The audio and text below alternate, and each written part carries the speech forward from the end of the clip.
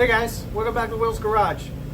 Today I got a unique one. This is a 1999 Volkswagen Eurovan.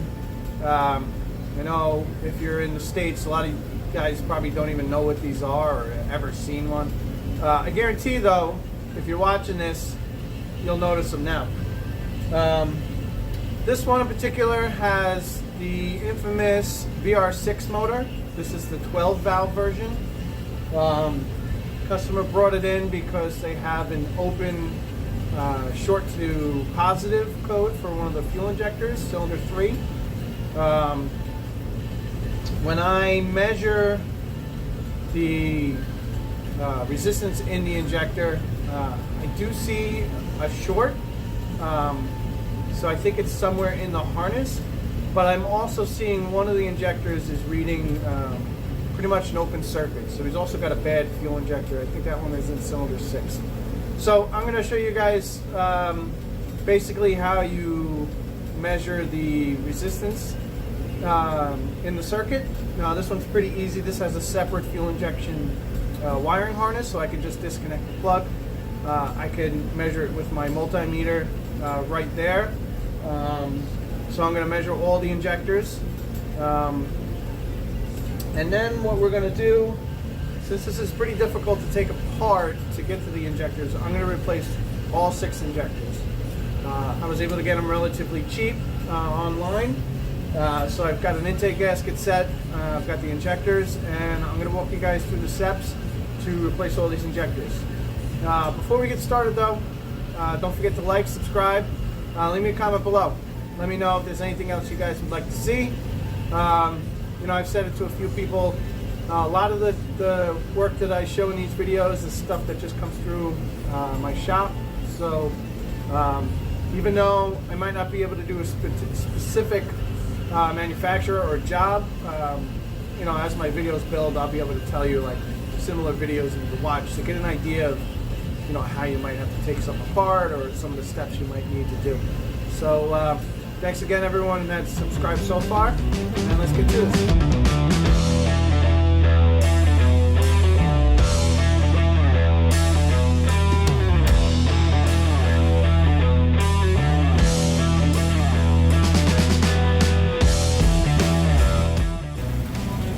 Okay, so this being a pretty small-ish engine compartment,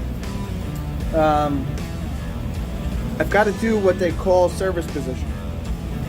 So I've already removed the bolts for this, and I'll try to show it as best I can. Service position, what it means on this van is more or less removing the radiator, AC condenser, grill, all that stuff up here, so that you have better access to the motor. As you can see, the engine compartment in this thing is pretty tight. Even if I take the plastic cover off, you're looking in there, those injectors are way down there under the intake manifold. They're actually sandwiched in a plate at the end of the intake manifold. I'll show you guys that once we get that far. But you can see there's no room to get in here. So I've already removed the grill and the lower valance that goes above the bumper and under the headlights. And I'm going to show you guys how to do this without having to discharge the air conditioning system or drain the radiator.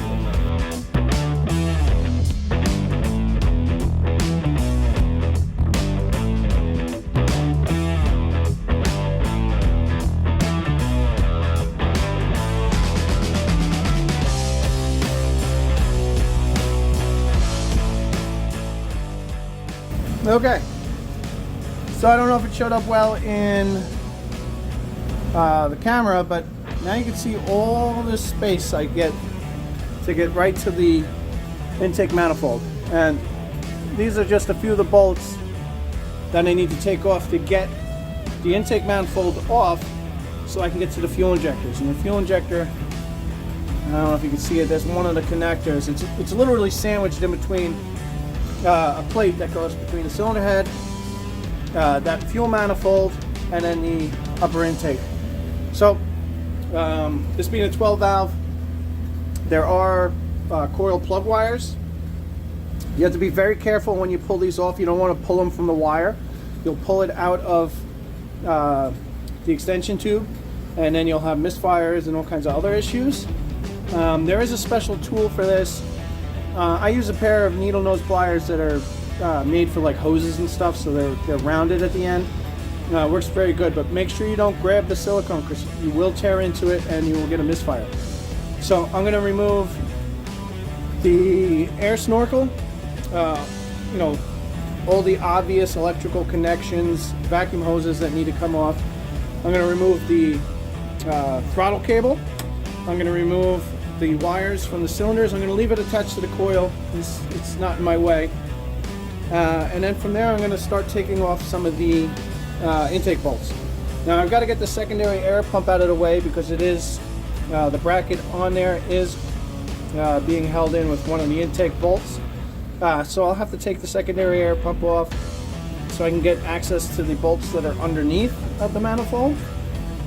And then there's also support brackets on the rear of the intake manifold where they go to the back of the cylinder head, so I'll have to take those off. I'm not sure how well they're going to show up in camera, but that's what we're going to do. And I think I'll show you guys how to measure the harness once I get it out. But in case you want to check, before you even get to that point, this connector right here, this is the fuel injection harness connector, and that's where I measured from before I even took it out of service position. You can reach that with the radiator and everything in place, and you know, carefully you can get a set of test leads in there so you can measure your resistance of each injector, so you can see that the injectors are good. You can check the harness for shorts to ground or positive, and yeah, save yourself some trouble before you go through all of this.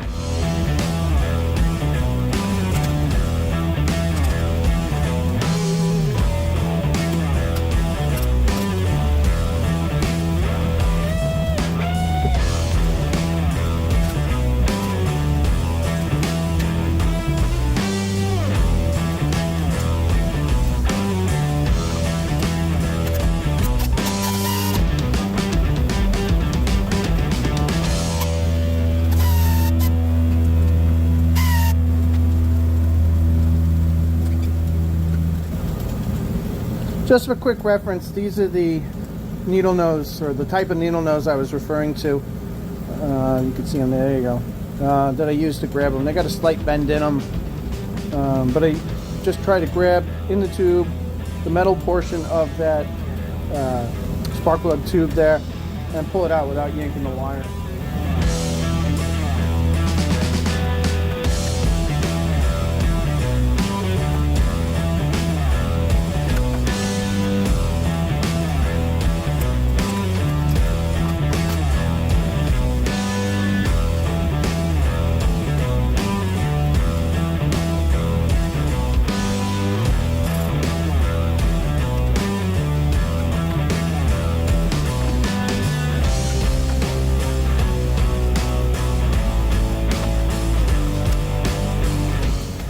Okay, so I've got a lot of the stuff off of here already. I've got all the electrical connections. I disconnected the harness in the back. There's a 10mm on one side, there's a 10mm bolt on the other. All the electrical connections are off.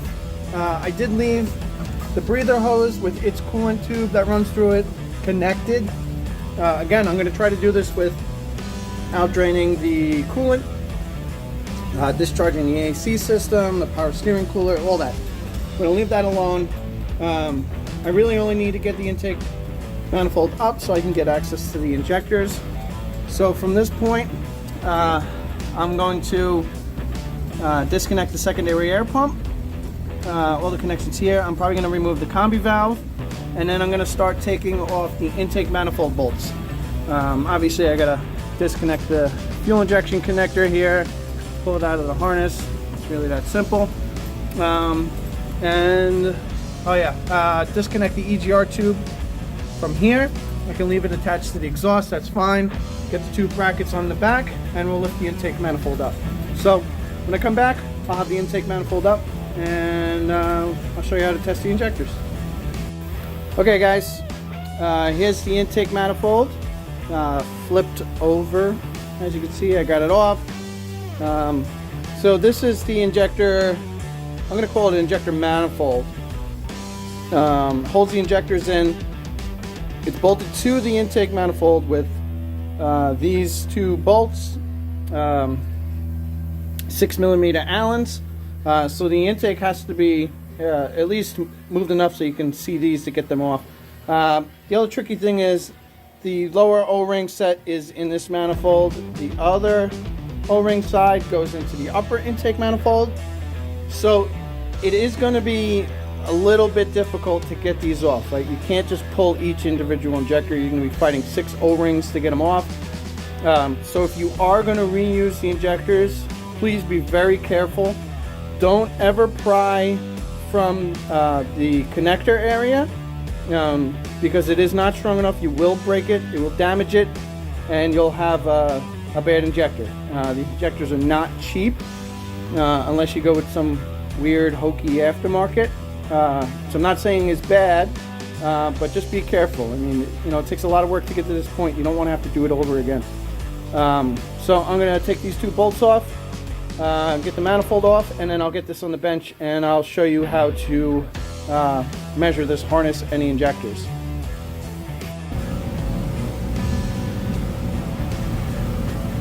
Okay guys, here's the injection manifold, as I'm calling it. Here's your injectors, 1 through 6. Like I said, I have an issue with cylinders 3 and 6, and I could tell right now that this injector, the connector, feels pretty loose, so I wouldn't be surprised if this is why I'm seeing weird readings on cylinder 6. But every car is a little different in the way they fire the injectors. On this Volkswagen, there are 2 positive leads coming from the red with the blue stripe. It feeds power to the injectors via the fuel pump relay. So as soon as the key is on, the injectors have power. The ECU is what actually triggers the injectors to fire. It sends a ground signal to that particular injector and pulses the injector to fire. So what I'm going to do is, with my somewhat overkill multimeter, because my regular one, well, let's just say the battery's exploded in it, I'm going to connect my positive lead to one of the power wire connectors on here. Well, let me go ahead and pull this alligator clip out so I have a little more room. So I'm just using a lead alligator clip just so I can get my hands a little free. And then I know from looking at the wiring schematic which one of these wires coordinates to which injector. So right off the bat there, I'm going to go 14 ohms. That's okay, it's a little high. These should be anywhere between 12 and 15. We'll go to the next one. Okay, that's really high, 26 kilo ohms. That's like an open. Yeah, 14 ohms, that one's good. 14 ohms, that one's good. 14 ohms, that one's good. 14 ohms, that one's good. So it looks like, from what I'm seeing here, I've got one bad injector, and like I said, I suspect it's this number 6 cylinder, which is where my other fault was. And I wonder if I wiggle the wire at all, do I see a change?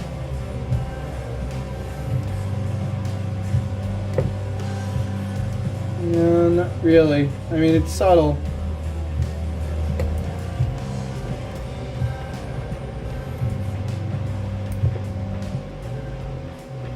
It's changing a little bit, but nothing major.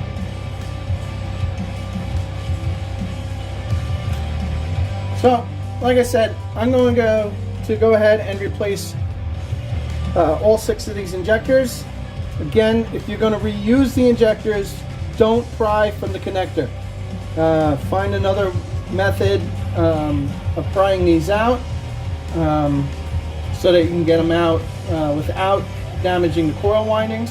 Sometimes what's useful is spraying a little silicone spray, WD-40, some kind of penetrating oil in between the injector and where the O-ring is. It'll sometimes free it up. You could try to give it a little twist, a little wiggle, and then they should pull up. This, I have access to the back side. You might want to try to use like a socket that fits that outer shell, gently pushing it out. You don't want to hammer on these things, they are fragile. The other thing I want to point out is if you're going to reuse the injectors, replace the O-rings. They're cheap. You get a whole new O-ring set. Just replace them, because again, you put them back in, one of the O-rings rolls over or gets damaged, and you're going to have a fuel leak, which can potentially start a fire. You know, besides the fact that you got to do the job all over again. So just replace the O-rings while you're in there. All right, so I'm going to disconnect the harness, replace all the injectors. I'm going to measure the harness, make sure it's not shorted to positive or ground right away when I have it out. Just because I did have a short to positive code, I want to make sure that it was, you know, something funky with the injectors and not in the harness, because at this point I can easily repair the harness if it is damaged. Okay, so I went through the harness. I measured from the two positives to every single pin, and then from each pin that goes to each injector, I measured to each other to make sure there was no shorts to positive and no shorts to each other. So I know the harness is good, at least it's testing good. I also checked from point A to point B for each injector, so I know I have no opens. I even kind of gave them little wiggles and such while I was measuring it, and everything tests good. So it's a good sanity check while you have it all out. As you can see, this is a very small harness. It's easily repaired at this stage, then I have to take it all back apart again. As another sanity check, here's one of the new fuel injectors. Just gonna do a continuity check, and as you can see there, I'm measuring 13.2 ohms on the new injector. So I'm just gonna go through and test every single one, because again, now's the time to check, make sure that everything electrically at least is measuring okay. So like I said, there's a range on these. I think the spec is between 12 and 15 ohms, and that really just changes because this is a coil of windings in here. So as the temperature increases or decreases, it changes the way the field current goes through it. I don't know, this is going back to advanced electronics classes that I don't really remember. But again, like I said, we're just as a sanity check, making sure they're all reading close to what they're supposed to be reading. And that's pretty much it. So I'm going to go through, I'm going to measure all these injectors, making sure they're okay. And then we're going to start reassembly. So this one reads a little higher. This is 14.3.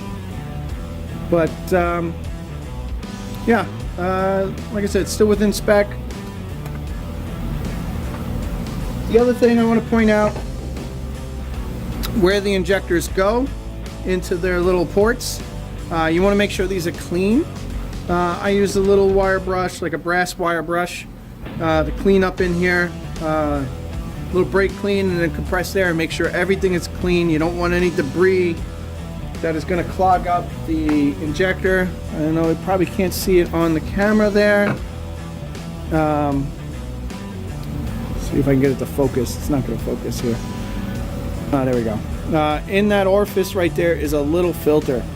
So if you have a lot of debris, that is very possible from the aluminum, cleaning it up, it's going to clog that filter, and then you'll have an injector that doesn't perform right. So clean these ports out of all the debris. It'll also help to have the new injector slide in. Right away, clean the gasket surfaces, and then clean this whole thing off with some kind of solvent. I use brake clean a lot of times. Compressed air, blow it all out, make sure all the debris is out. You want to do it on the upper intake manifold as well. It has the feed side of the injector. On mine, the ports themselves are pretty corroded.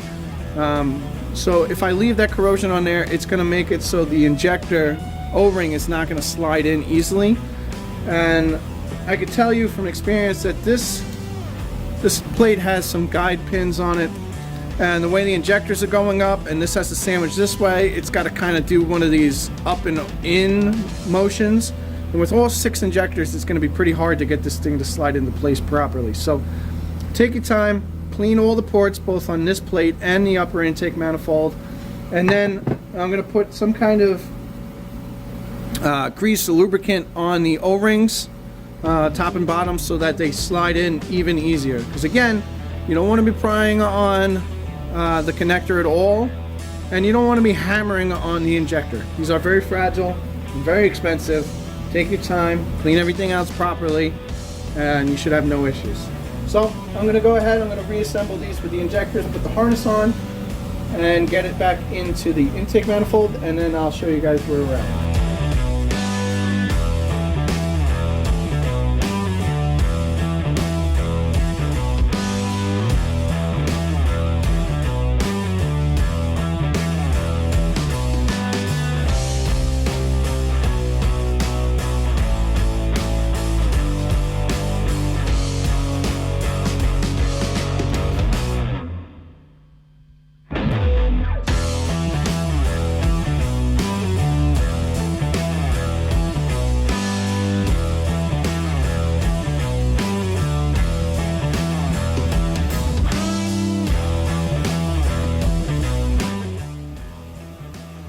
Okay, so I have some lubricant on the O-rings where they're going to go into the manifold. Like I said, I cleaned the manifold ports just with like a brass wire brush, just to clean the corrosion out without damaging the aluminum. Cleaned with brake clean and compressed air, and made sure all the debris was out of the injection port where the fuel is coming in. The gasket has to go in between. And I don't know if it's showing well on the camera, but as you can see, the way this has to go in is the injectors are on an angle. The plate has to go this way while the injectors are going that way. So you got to kind of push this in as you're going down. Those dowel pins that I pointed out where the bolts go in also are going to seat into a pocket. All the while making sure your gasket's in the right place and you're not damaging the gasket, etc. So I'm going to try to push this thing in carefully. Like I said, with the lubricant and stuff, everything should go together relatively easy. You don't want to roll over an O-ring. It will cause a leak. So again, just take your time. Get everybody where it needs to go.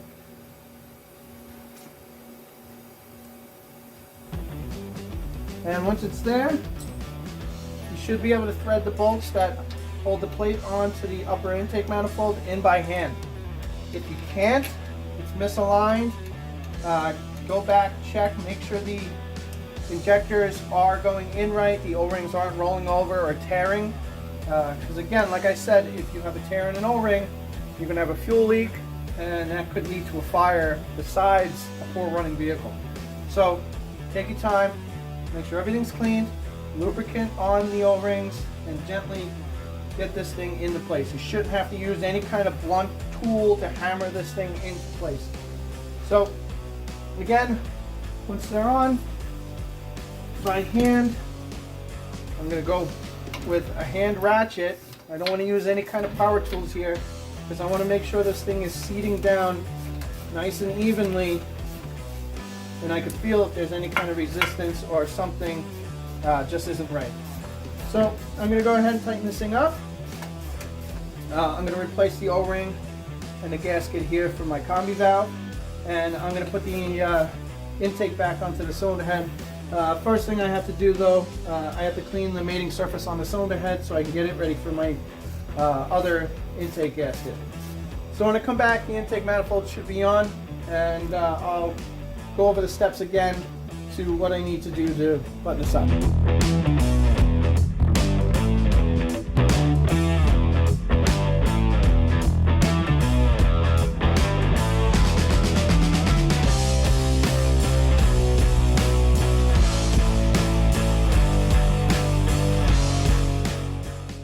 Okay guys, as you can see, I've got the intake sort of loosely in place. The reason why is you want to try to get all the bolts in the holes started before you start tightening them down. This is aluminum. There most likely is a tightening sequence for this, a torque spec, etc. So you want to get all these bolts sort of run in first before you torque them down. That way there's no binding, the holes will line up nice and everything. So I'm going to get the intake manifold in place, torqued down. I'm going to put the support bolts on the back of the manifold back. Those are 5mm bolts. They look like this, little guys. From there, I'm going to put the combi valve back, and then I'll swing the dipstick tube back. You know, that's something maybe should have pointed out earlier. I left the dipstick tube in. The reason is the motor on this, since it's such an angle that the oil would just come out of the dipstick tube if you pull it out. I'm not planning on changing the oil on this thing, so I just left the dipstick tube in. I just swung it out of my way. If you're changing the oil, you know, you might want to drain the oil before you remove the dipstick tube, but just wanted to point that out quick. So I'll get the intake on. I'm going to put the plug wires back, all the electrical connections, and at that point, I mean, we're really just reassembling what we disassembled to get to this point. So once I get all that stuff back in, get it all back out of service position, I'll touch base with you guys again, and we'll scan for codes and check to make sure that this thing runs great. Okay guys, I've got the engine in a state where I can start it. All the electrical connections are made, the radiator, the condenser, everything is in place. So I just wanted to show you what we're going to do just to make sure the codes are cleared out. See what else we have. What I'm using here is VCDS, also known as VAGCOM. It's pretty much specific for Audi, Volkswagen. So I could see a lot of the same data and codes read out just like the factory scan tool would be, the 5052, if you guys are familiar with Volkswagens. So I'm just going to go ahead and clear out all these codes. You can see there's my short to positive code I was telling you guys earlier about. All these are reading intermittent, so I'm just going to go ahead and we're going to clear these all out.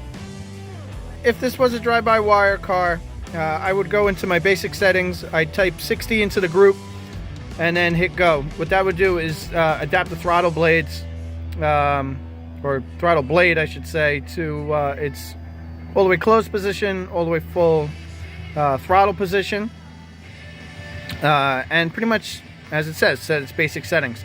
From there, a lot of times I'll go down to 63, and it'll ask you to hold the throttle down full throttle and then release. And what's that going to do is it's going to teach the computer your kickdown position for your transmission, if you have an automatic. If it's manual, you don't really need to use that. But it's usually a good habit after you clear the codes to do that. So from here, we're going to fire this bad boy up. Let's see what it does. Make sure we have a nice steady idle now. No check engine light. Sounds like it's running pretty smooth. Just real quick, we'll check, make sure there's no faults.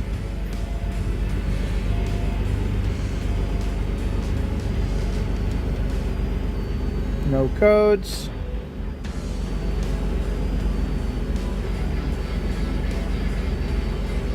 And then of course, none of my readiness monitors are going to be set just yet. Just because when you clear the codes out, it clears out all the readiness. So that's pretty much it for the computer portion of it. And I'll show you guys what's left under the hood. Okay, as you can see, I've got the air snorkel on, all the wires are on, everything. The coolant bottle's back where it belongs. The radiator core is just sitting in the lower hinge pockets. But I just wanted to get this thing, make sure everything was running right before I fully put it back together. Okay guys, so that's pretty much it. Change the injectors on a vr6 Volkswagen. Again, this is a Eurovan, so it's a little unique in the fact that the motor's tilted forward quite a bit than say your Jetta or even the older Passats that had the VR6. This one was relatively straightforward. Like I said, the key tips really are replace the O-rings on the injectors if you're going to reuse the injectors. Go ahead and check the resistance of all the other injectors as well if you're going to reuse them. Clean everything really well, it's really important. But that's pretty much it. I mean, you can carry these tips to pretty much any fuel injected car. Still pretty much the same. The specs for the resistance will vary from manufacturer to manufacturer, even from injector to injector. You know, there's a thing called high impedance injectors and low impedance injectors, and you know, you'll get all different readings. So make sure you know the injector type and the resistance value you're supposed to have before you're measuring. But that's pretty much it. From here, I'm going to put the lower valance back on, I'm going to put the grill on. You saw me clear the codes already. I'm just going to test drive it, make sure everything is good, and that's it. So thanks for watching, guys. Don't forget to like and subscribe, and I'll see you next time.